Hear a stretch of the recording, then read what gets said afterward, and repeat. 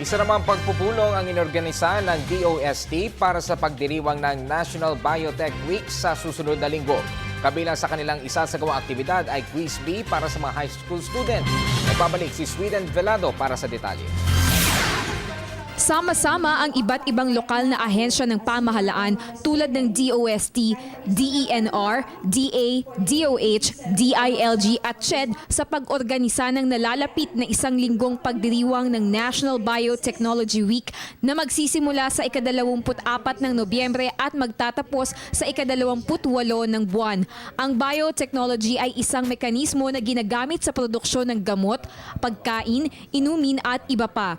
Maging ang mga kabataan ay kaisa sa pagdiriwang. Sa katunayan, magkakaroon ng National Biotechnology Quiz for High School sa Miyerkules sa UP Institute of Biology. Layo ng CHED at DOST na mas pataasin ang interes ng mga kabataan sa siyensya. Samantala, tuwing huling linggo ng Nobyembre, ginugunita ang Biotech Week na sinimula noong 2005 alinsunod sa Proclamation No. 1414. Inaasahang dadalo sa pagsisimula ng selebrasyon ng National Biotech Week sa Lunes si Senador Sonny Angara.